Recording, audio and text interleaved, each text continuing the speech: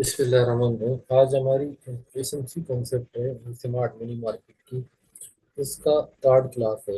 आज की जो क्लास है फेयर वैल्यू के। फेयर वैल्यू गेप्स क्या होते हैं? Fair value gaps Anfield order zone, इसको हम fair value gap. Anfield order zone क्या होते हैं? लेट्स सपोज अभी आपको इसको सुनाता हूँ। ये मार्केट है, ये मार्केट अप ट्रेंड में है। यहाँ आके मार्केट में डाउन ट्रेंड लिया और मार्केट डाउन ट्रेंड में आ गया। ठीक है। अब यहाँ पर इस तरह से यानी कि अगर कोई सेल कैंडल इस तरह से बनती है, ये ये हमारे पास सेल कैंडल बन गया। यहाँ पर हमारे पास एक सेल कैंडल है और फिर यहाँ पर एक हमारे पास सेल कैंडल है। ये जो टॉप से मार्केट आ रहा है ना, ये जो गेप है between two candles Anfield gap है, क्योंकि यहाँ पर कोई ऑर्डर एग्जीक्यूट नहीं हुआ है। ऑर्डर को एग्जीक्यूट करने से पहले मार्केट यहाँ से शार्पली यहाँ तक आ गया। यहाँ पर मार्केट ने रिट्रेस किया, लेकिन ये जो एरिया है ये एम्प्टी एरिया, यहाँ पर मार्केट फिल आउट नहीं हुआ। इस तरह की एग्जाम्पल, इसकी एक और एग्जाम्पल मैं आपको देता हूँ। लेट्स सपोज एक स्टॉक है, उसकी प्राइस है इस वक्त $100। ठीक है, $100 उसकी प्राइस है। अब प्राइस कोई न्यूज़ आ गया या कोई भी चीज़ वहाँ उस स्टॉक के हवाले से आने के बाद स्टॉक की प्राइस $100 से डायरेक्ट $90 पर आ जाती है। ठीक है। अब बिटवीन 100 टू $90, $10 का गैप, इस $10 की गैप में कोई भी ऑर्डर एग्जीक्यूट नहीं हुआ। ऑर्डर डायरेक्ट $90 पे आ गया। इसी तरह अगर मार्केट डाउन ट्रेंड में हो, एक डाउन ट्रेंडिंग मार्केट है, यहाँ पर आके ये हमारे पास डिमांड ऑर्डर ब्लॉक बन गया। डिमांड ऑर्डर ब्लॉक पर हमारे पास let's suppose 1 lakh order execute हो गया। ठीक है, $1 लाख एग्जीक्यूट हो गया। हमारी स्टॉक की उसकी प्राइस थी $50। अब $50 से डायरेक्ट ये प्राइस $70 पे आ गया। अब ये जो $20 का गैप है, यहाँ पर कोई भी ऑर्डर एग्जीक्यूट नहीं हुआ। ये हमारे पास एक फेयर वैल्यू गैप आ गया मार्केट में, यानी कि यस बिटवीन 50 to 70, इस बीच का जो कैंडल है इसमें कोई ऑर्डर एग्जीक्यूट नहीं हुआ है। प्राइस ने मोमेंटम, डायरेक्ट मोमेंटम दिखाया शार्प, तो इस पे ये एरिया हमारे पास फिल होना बाकी है। इस एरिया में जो ऑर्डर पड़े हुए हैं ये इस वक्त एग्जीक्यूटेड नहीं हुए, तो वो ऑर्डर फिल नहीं हुए। इन ऑर्डर को फिल करने मार्केट में आना है। ये फेयर वैल्यू जो गैप है इसका कॉन्सेप्ट बेसिकली ये है। फिर यूरी गैप हमें मार्केट में हर जगह नजर आएंगे। लेट्स सपोज अगर मैंने कहा ये 70 पे या 70 पे, फिर ये 80 चला गया। इस तरह से 70 to 80 के बीच हमारे ऑर्डर फिट नहीं हुए।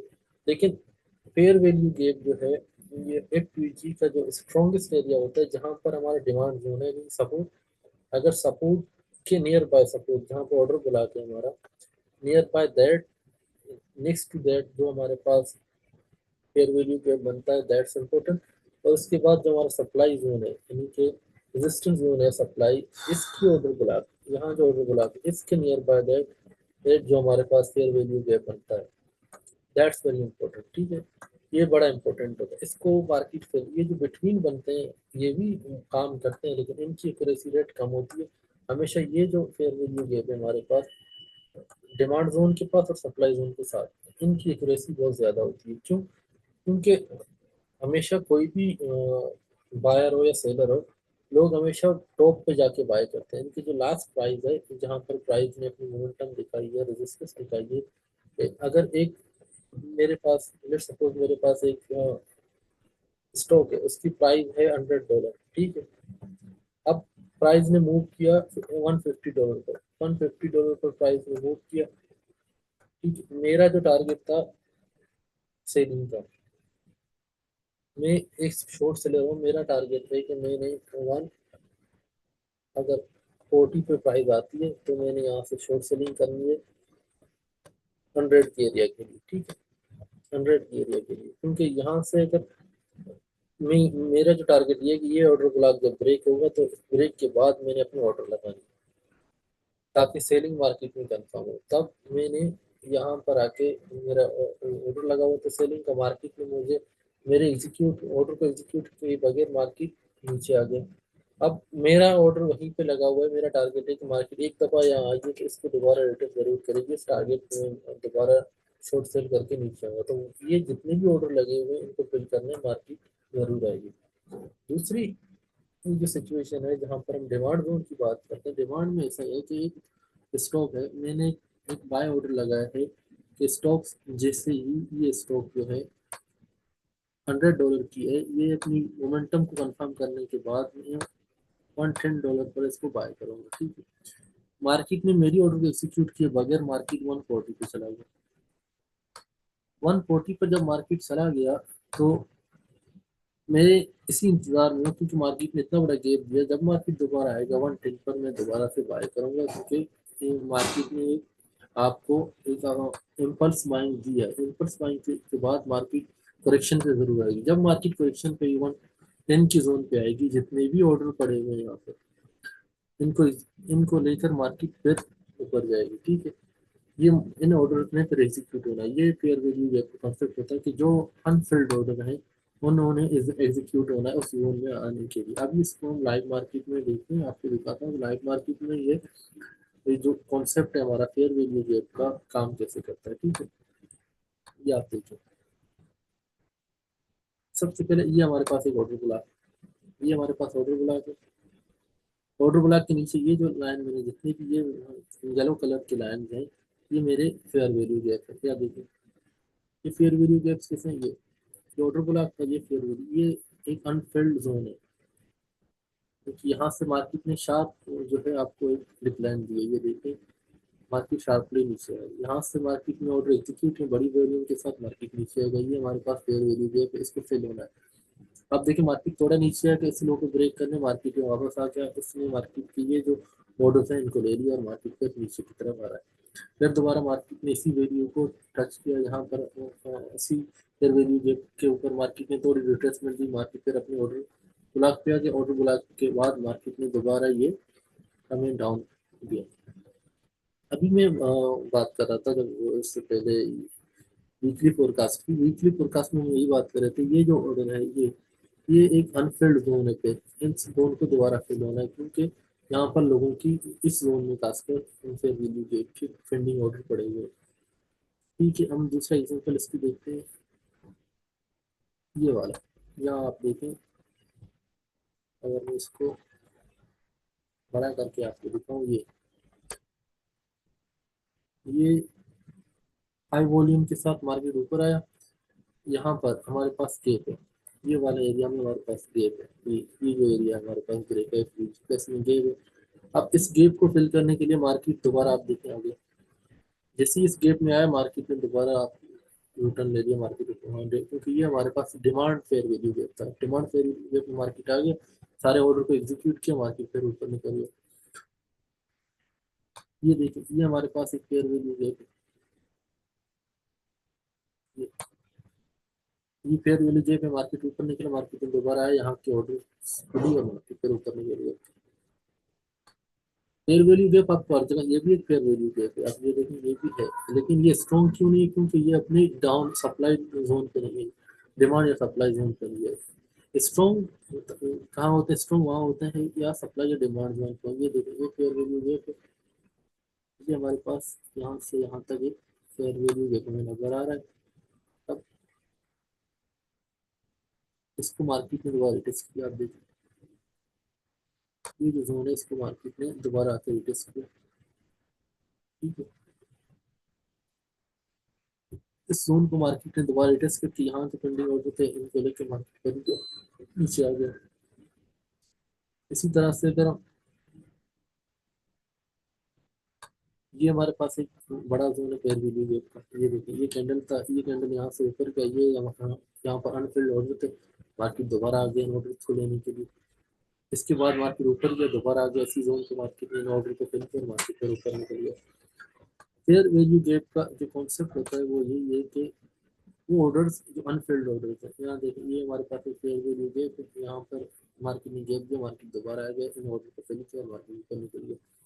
ये वाले जो फेयर वैल्यू गैप होते हैं ये इतने स्ट्रॉन्ग नहीं होते, इनके टेस्ट होते हैं लेकिन इनकी एक्यूरेसी रेट इतनी नहीं होती, क्योंकि ये बिटवीन आ रहे हैं। सबसे बड़े ज्यादा स्ट्रॉन्ग फेयर वैल्यू गैप वो होते हैं या वो सप्लाई जोन पे या हमारे डिमांड जोन पे। ये देखो, डिमांड जोन वाले हमारे पास स्ट्रॉन्ग होते हैं। अब मार्केट, एक चीज तो हम जाते हैं ना, मार्केट हमेशा यूं आती है, इस तरह से लेवल बनाएगी, देखिए यहाँ पर जो हमारे पास डिमांड जोन है या ये डिमांड जोन है, यहाँ पर अगर फेयर वैल्यू गैप बन गया तो इसकी टेस्ट होने की चांसेस सबसे ज्यादा है। ठीक है, मार्केट करेक्शन होने के लिए यहाँ अगर करेक्शन नहीं तो दोबारा मार्केट यहाँ आएगा, इसको करेक्ट करके मार्केट यहाँ से अपने ऑर्डर को जो अनसेल्ड ऑर्डर है उनको लेके मार्केट ऊपर निकलेगी। मार्केट में जो इस तरह की आपको जिग नजर आती है, इसकी वजह यही है कि जो ऑर्डर फिल नहीं है उन ऑर्डर को फिल करने के लिए मार्केट दोबारा आती है। ठीक है, ये अभी मैं आपको जो ये पढ़ा रहा हूँ ना, ये पहले हमने पढ़ा था लिक्विडिटी, फिर हमने ऑर्डर ब्लॉक, अब फेयर वैल्यू, इन तीनों का अलग अलग पढ़ा। इसके बाद जो नेक्स्ट क्लास होगा इन तीनों को हम एक साथ पढ़ेंगे। ठीक है, इन तीनों की एक साथ कैसे इसमें demand supply, order blocks, liquidity areas and fair value gap, इन सारे कॉन्सेप्ट को एक साथ करके मैं नेक्स्ट क्लास में आपको पढ़ाऊंगा। ये चारों मिलकर कैसे ये स्मार्ट मनी कॉन्सेप्ट है, ये चारों, अगर इन चारों पे आपको ग्रिप आ गया तो आप मार्केट पर आपका ग्रिप काफी ज्यादा अच्छा है। उसके साथ वॉल्यूम्स, क्योंकि वॉल्यूम्स हमारी एंड क्लास है, वॉल्यूम्स हम बाद में पढ़ेंगे, लेकिन ये जो कॉन्सेप्ट है फेयर वैल्यू गैप का, इसमें sorry order blocks, supply and demands, fair value gap, order block, इसमें वॉल्यूम्स का भी काफी हाथ होता है। वॉल्यूम्स आपको बताएगा कि आपका जो ऑर्डर ब्लॉक है वो एग्जीक्यूट होने वाला है या नहीं होने वाला है। ये जो फेयर वैल्यू गैप है ये एक्चुअल है या फेक है, ये चीजें आपको फिर वॉल्यूम से पता चलेंगी। ठीक है, इनको हम वॉल्यूम के चैप्टर में जाके पढ़ेंगे। जब वॉल्यूम का चैप्टर खत्म होगा तो आपको order block, fair value gap और लिक्विडिटी, डिमांड, सप्लाई जोन पे अपने लिए ट्रेड निकालना आपके लिए बहुत बहुत ईजी हो जाएगा। ठीक है, यहाँ मार्केट क्यों है, आप ये देखें इस जगह पर मार्केट क्यों है। आपको पीछे अनफिल्ड, ये एक अनफिल्ड ऑर्डर ब्लॉक है, मार्केट में क्यों रिवर्स हुई, इसकी रीजन क्या थी, ये था हमारे पास एक अनफिल्ड ऑर्डर ब्लॉक। ठीक है, ये अनफिल्ड ऑर्डर ब्लॉक था।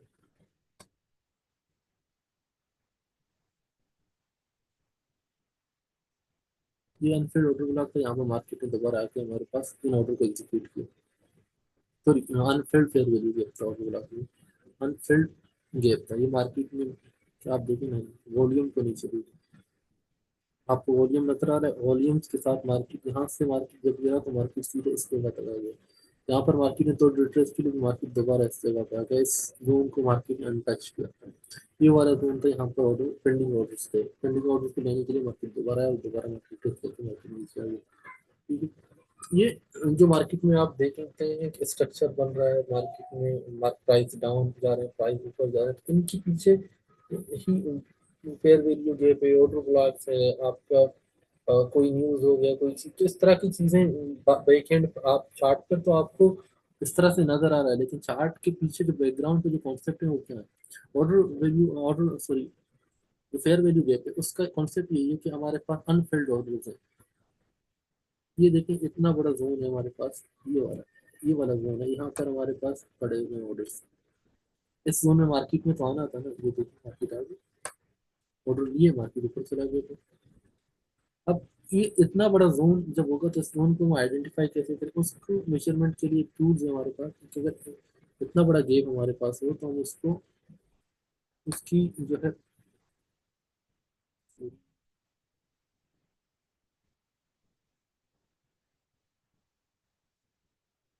ये जो हमारे पास मेजरमेंट टूल है, इसको हम लेंगे इसके लिए, जो फेयर वैल्यू गैप है उसके 50% को हम हमेशा लेते हैं।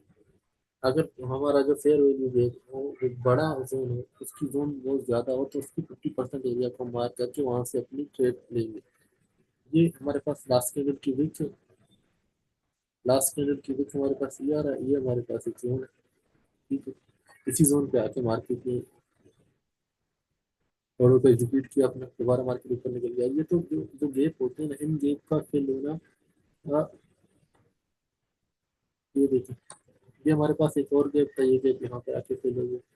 कल तो मार्केट ने बाद में रिजेक्शन दी, लेकिन मार्केट ने एक दफा आके ये जो फेयर वैल्यू गैप है, जो सेंट्रल फेयर वैल्यू गैप होते हैं उनकी इतनी ज्यादा एक्यूरेसी नहीं होती, लेकिन सेंट्रल फेयर वैल्यू गैप था ये वाला हमारे पास, यहाँ आके मार्केट टच किया, थोड़ा मार्केट में व्यवस्था ली थी, मार्केट दोबारा अनफिल करके वापस आ गया। क्योंकि ये पूरा पेयर वैल्यू जो है तुम्हारे पास, ये पूरा जोन हमारे पास पड़ा हुआ था, ठीक है। इस जोन को मार्केट ने फिल किया, उसके बाद ऑर्डर ब्लॉक की जोन में आ गया, मार्केट वापस नीचे। तो सबसे स्ट्रॉन्गेस्ट आपके पास जो होते हैं ना ये फेयर वैल्यू के, वो होते हैं आपने काम, ये सेंट्रल वाले जो है इन पे आपने काम नहीं करना। आपने जो काम करना है उन पे करना है जो इस जोन पे आ जाए, इस जोन ऑर्डर ब्लॉक के नीचे, सप्लाई ऑर्डर ब्लॉक के नीचे जो आते हैं। तो दूसरा ये डिमांड ऑर्डर ब्लॉक के नीचे, और तीसरा इन जोन पे, यानी कि ये रिट्रेसमेंट जोन था आपका ये आपकी एक मार्क डाउन अप ट्रेंड में मार्केट रिट्रेस के ऊपर या इस तरह की जोन। अगर यहाँ पर कोई फेयर वैल्यू ये बन रहा है तो ये स्ट्रॉन्ग है। इस तरह से अगर यहाँ पर कोई फेयर वैल्यू ये बन रहा है तो ये स्ट्रॉन्ग है। ये हमारे पास ऑर्डर ब्लॉक है, ये हमारे पास फेयर वैल्यू गेप है, ये फेयर वैल्यू गेप यहाँ यहीं पे आके फेल हो गया, ठीक है। इसी तरह से ये नहीं है यहाँ पर मार्केट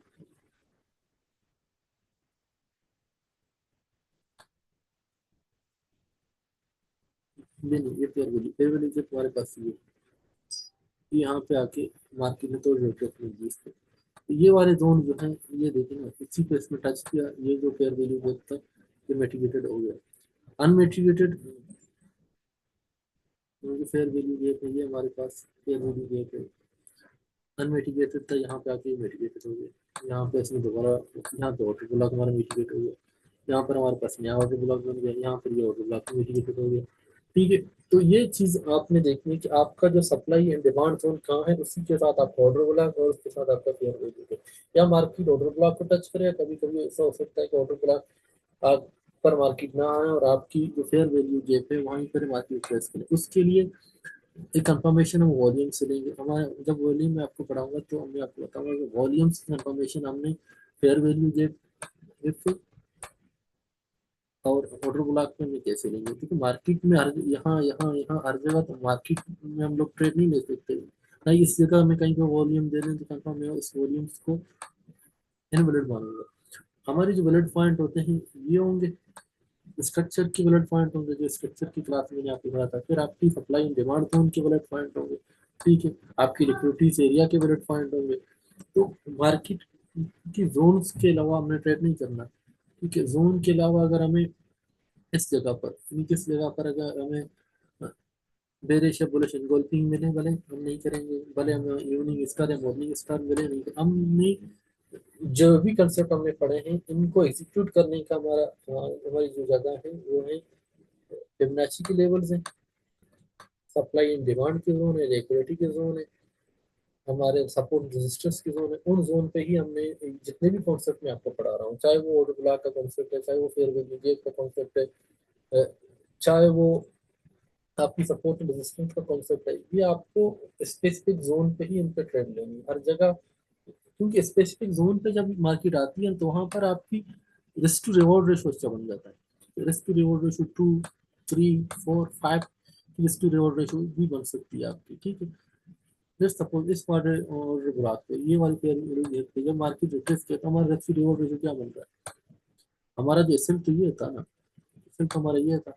इसको आप मेजर करेंगे कितने पिप का जोन बनेगा, ये ज्यादा से ज्यादा आपको 10-20 पिप का जोन बनेगा, 30 पिप का। उसके साथ हमें 100-200 पिप्स का जोन मिल गया पूरा, ठीक है।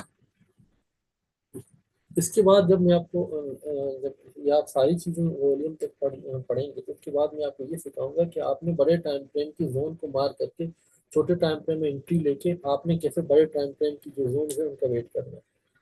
वो स्विंग ट्रेडिंग का एक स्ट्रेटजी है कि जो छोटे टाइम फ्रेम है वहां पर एंट्री लें, अपनी एसएल को उसके नीचे रखें, लेकिन जो हमारा जो मेन एरिया टारगेट होगा फिर वो बड़े टाइम फ्रेम का H4 का या डे का कैंडल के हिसाब से हमारी टारगेट होंगे। तो उससे होगा कि आपका जो रिस्क टू रिवॉर्ड रेशियो है वो बहुत ज्यादा होगा। वो यानी कि 1 to 10 के रेशियो पर कुछ लोग हैं जो काम करते हैं। अगर इस तरह का आपको महीने का एक ट्रेड भी मिल गया, पूरे मंथ का एक ट्रेड भी मिल गया 1 to 10 के रेशियो का, तो आपकी पूरी महीने की जो है इनकम आ जाती है। क्योंकि आपका जो रिस्क टू रिवॉर्ड रेशियो है ना, आप 1% मार्केट की लूज कर रहे हैं अगेंस्ट $10। यानी कि आपकी अगर आपके $10, $10,000 के अकाउंट है, $10,000 के अकाउंट में आपका जो टारगेट है $1,000 का, $1,000 के अगेंस्ट आपने अपने रिस्क में $100 का है, ठीक है। आपकी 2 दफा आपकी इससे लौट, 3 दफा आपकी इससे लेट होगी। 3 दफा इससे लेट होने के बाद अगर आप एक दफा भी आपका टीपी लेट हो गया, एक टीपी आपकी लेट होगी, तो आप $700 की प्रॉफिट में। That's enough. एक 7% आपने जो है मार्केट से ले ली। अगर इस तरह की 2 ट्रेड भी आपकी पूरे मंथ में एग्जीक्यूट हो गए, तो आप 14-15% की जो है आपकी रिटर्न है पर मंथ की। तो इस ये चीज़ें मैं आपको सिखाऊंगा। वो जो है आपने जब ये तमाम कॉन्सेप्ट आपको आप आ जाएंगे, फेयर वैल्यू गैप का, ऑर्डर ब्लॉक का, सपोर्ट रेजिस्टेंस, सप्लाई डिमांड का, मार्केट में और कोई कॉन्सेप्ट नहीं है। देखिए कि जितने भी इंडिकेटर आप देख लें, इतने चार्ट पर इतने ज़्यादा इंडिकेटर लगाने की जरूरत नहीं है। Price action is the best. Price action से बेस्ट कोई भी इंडिकेटर नहीं है मार्केट। जितने इंडिकेटर हैं वो प्राइस एक्शन पे बनाए गए हैं।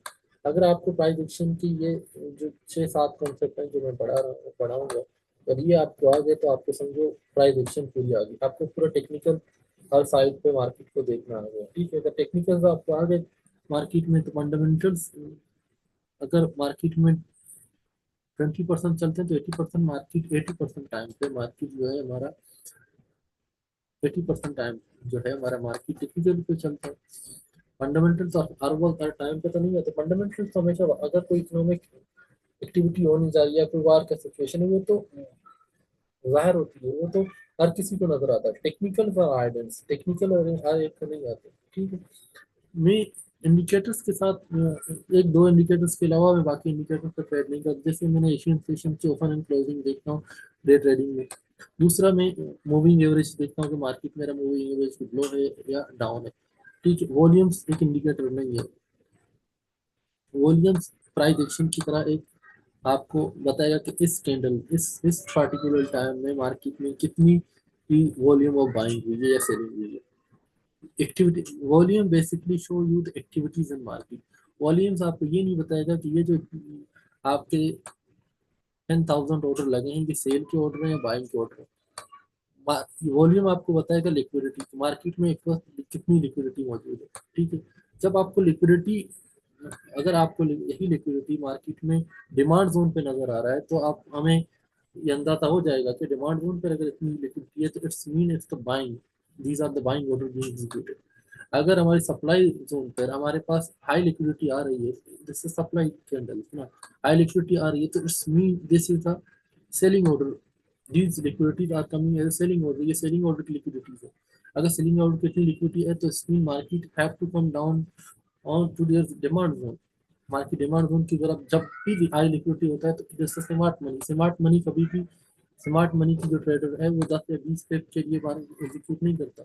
तो उसकी मिनिमम टारगेट होती है 1000 पिप्स की। 1000 पिप्स के लिए मार्केट को फिर अपनी डिमांड जोन में आना पड़ेगा। आपको अगर ये चीजें आ गई, फेयर वैल्यू के, supply and demand, order block, liquidity, ये चीजें आपको एक दफा आ गई, इनको आपने अच्छे से प्रैक्टिस कर लिया, तो market, you could trade like a pro trader. आप एक प्रो ट्रेडर की तरह काम कर सकते हैं। जैसे मैंने कल लिक्विडिटी के चैप्टर में आपको एक चीज पढ़ाया था कि लिक्विडिटी स्वेप होती है। लिक्विडिटी किस किस स्वेप? लिक्विडिटी कभी भी स्मार्ट मनी जो है, एमएमसी वाले ट्रेडर हैं, उनकी लिक्विडिटी तो स्वेप नहीं होती। अगर होती भी तो 20% लोगों की होती है, जो स्मार्ट मनी, जो एज फंड में बड़े बैठे हुए हैं, उनकी होगी। 80% जो एसएमसी के कॉन्सेप्ट वाले ट्रेडर हैं, उनका लिक्विडिटी स्वेप नहीं होता, क्योंकि वही तो मार्केट मूवर है। वही वही तो आपकी लिक्विडिटी, हम जो रिटेल ट्रेडर मार्केट में बैठे हुए, उनकी ही आप एरिया को स्वेप करके निकल जाते हैं। जब आपको वॉल्यूम पढ़ना आ गया, वॉल्यूम्स आपको बताएगा कि मार्केट अब किस तरफ जा रहा है। मार्केट में जो ये इतनी बड़ी मूव दिया है, ये सेल मूव है या बाइंग मूव है। अगर सेल मूव, बाइंग मूव इतनी आई है मार्केट में, तो इसमें market ready to push upward. अगर मार्केट में इतनी बड़ी सेलिंग मूव आई है, ये ये सेलिंग मूव आई है, ये इसको कंफर्म करेगा, ये आपको ऑर्डर ब्लॉक ही कंफर्म करेगा। कभी कभी जो ये कैंडल तुम्हारे पास सेल का है, इतनी बड़ी वॉल्यूम है, कैंडल तो हमारे पास सेल, रेट का मतलब सेल है ना। लेकिन ये जो कैंडल्स है, ये जो इतनी वॉल्यूम है, ये सेलिंग वॉल्यूम नहीं है। ये सेलिंग जो सेल थे वो लिक्विडेट हो रहे हैं, यहाँ पे बाइंग लग रही है। आपको कैसे पता चला बाइंग लग रही? फेयर वैल्यू गैप और order block, supply demand zone पे। आप कैंडल की कलर से आपको पता नहीं चलेगा कि कौन सी जो है कैंडल बाय की कैंडल है, कौन सी सेल की कैंडल है। ये जो ऑर्डर नीचे लग रहे हैं, ये सेल की है, बाय की है। आपको आपकी जोन आपको लिक्विडिटी, आपकी जो लिक्विडिटी कहाँ पर है, आपकी डिमांड जोन का है, वो आपको बताएगा कि ये जो चीजें लग रही हैं ये बाय की है सेल की, ये जो आपकी वॉल्यूम्स है ये बाय की वॉल्यूम है या सेल की वॉल्यूम है। मार्केट पुश क्यों हो रहा है? क्योंकि यहाँ पर इतनी बड़ी वॉल्यूम इसलिए आ रही है क्योंकि यहाँ पर लिक्विडेट हो रहे हैं। ये जो सेलिंग ऑर्डर लगे हुए थे, ये सेल यहाँ से किया था, ये अपनी सेल को लिक्विडेट कर रहे हैं। ठीक है, ये अपनी सेल को लिक्विडेट कर रहे हैं यहाँ पर इतनी बड़ी वॉल्यूम्स के साथ। ठीक है, यहाँ पर प्रॉफिट टेकिंग हो रही है, जो सेल्स ऑर्डर लगे हुए थे उनकी प्रॉफिट टेकिंग हो रही है इस जोन में आने के लिए। यहाँ इस जोन में आ गए, यहाँ पर बाइंग ऑर्डर शुरू हुए। ठीक है, अब बाइंग ऑर्डर हो गया, उसके बाद आप जब ऑर्डर एक दफा एग्जीक्यूट हो गए तो फिर आपकी मार्केट में वॉल्यूम्स कम होना स्टार्ट हो जाते हैं। मार्केट पुशअप स्टार्ट होती है, मार्केट अपनी डायरेक्शन की तरफ जाता है। क्योंकि अब वॉल्यूम क्यों कम हो गया? क्योंकि अब मार्केट में रिटेल ट्रेडर ने बाइंग शुरू कर दी। ये जोन्स बड़ी इंपॉर्टेंट, आपको फेयर वैल्यू गेप और अगर ऑर्डर ब्लॉक आ गए, ये दोनों चीजें आपको आ गई तो आपको समझो 70 to 80% मार्केट आ गई। उसके साथ अगर आपने ये वॉल्यूम्स, डिमांड सप्लाई जोन आपको आ गया, आपके आपकी ऑपरेशन रेट 80% से नीचे नहीं होगा कभी। रिस्क मैनेजमेंट जरूरी है। देखिए इस मार्केट में तो एक बहुत लंबा होगा वो, तो रिस्क मैनेजमेंट के कॉन्सेप्ट में बताऊंगा मैं। लेकिन एक चीज है, कहते हैं कि मार्केट में हमारी जो है अकाउंट वॉश हो गया। अकाउंट कैसे वॉश हो गया? आप उनकी जो अकाउंट की आप उसकी ट्रेड हिस्ट्री चेक करने जाए तो एक ट्रेड में उसकी 50% मार्केट चला गया, जो अकाउंट है वो चला गया। ऐसे तो थोड़ी ट्रेड होता है, ऐसे ना तो आप किसी भी तरह इस तरह से ट्रेड तो नहीं कर सकते। Trading is not that. Trading, trade management, trade सीखना, मार्केट की मूव्स को सीखना, मार्केट स्ट्रक्चर को सीखना, उसके साथ ही फिर आप ट्रेड कर सकते हैं। ठीक है, आज का जो हमारा ये फेयर वैल्यू गैप का कॉन्सेप्ट था, इसको यहीं पे बंद करते हैं। Fair value gap, order block और लिक्विडिटी, ये कॉन्सेप्ट अभी तक खत्म हुए, कॉन्सेप्ट में आपको दोबारा पढ़ाऊंगा।